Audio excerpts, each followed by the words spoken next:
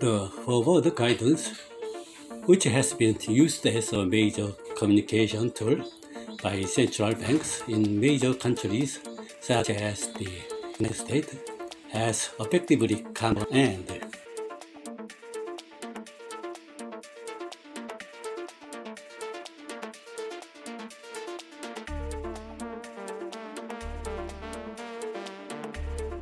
On July 27, local time, the result of the July Federal Automatic Committee regular meeting came out as expected.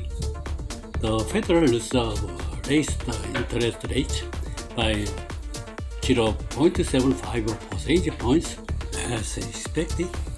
Fed Chairman Jerome Powell said he did not provide any specific guidance on the extent of the rate hike in September, but that it would depend on the indicators they would get from now to then.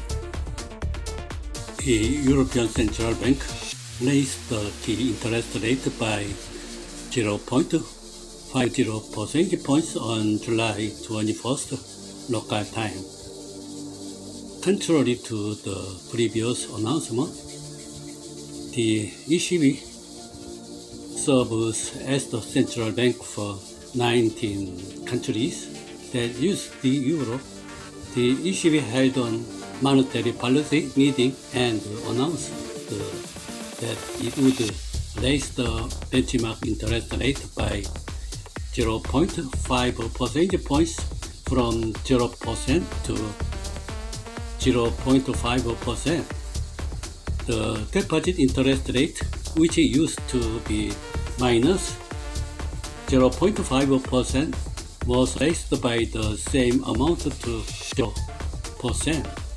It is the first time in 11 years since July 2011 that the ECB has raised the interest rates. As the ECB took a big step, on the same day, the market, which had expected a 0.25 percentage points increase, was shocked. The market's expectations reflected the policy of gradual raise, which ECB officials had revealed themselves. Forward guidance died almost everywhere.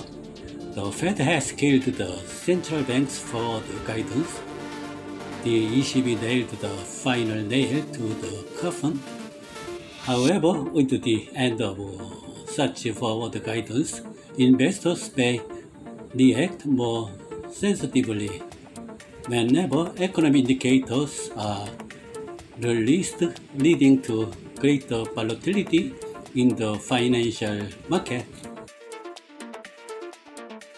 Forward guidance is a means by which central banks can guide the investor in the direction of future monetary policy so that they can trust and proactively respond to central banks across the bond and asset markets, as well as influence business and consumer behavior.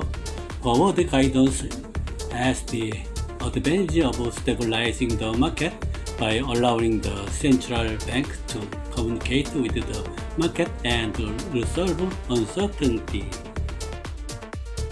Forward guidance was introduced in 2011 by former Federal Reserve Chairman Ben Bernanke, who has led quantitative easy policies since the global financial crisis. Following the president of the Central Bank of Canada, since then central banks of each country have established themselves as the main way to communicate with the market. In the Eurozone, the consumer price inflation rate in June was 8.6%, the highest since related statistics were collected. Some of the market predicted the possibility of a big step. Nevertheless, before the meeting, the prospect of 0.25 percentage points increase was the trend. We are much more flexible in that we do not do any kind of forward guidance, Lagarde said at the press conference on the same day, nailing the end of forward guidance. In fact, the credibility of the central bank's forward guidance was already destroyed by the U.S. Federal Reserve in June. The Fed raised its benchmark interest rate by 0.75 percentage points at its monetary policy meeting in June.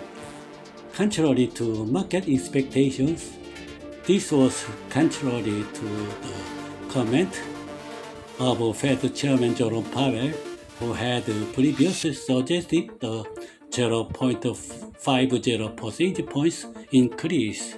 Chairman Powell even dismissed the 0.75 percentage points increase as not something we are actively considering.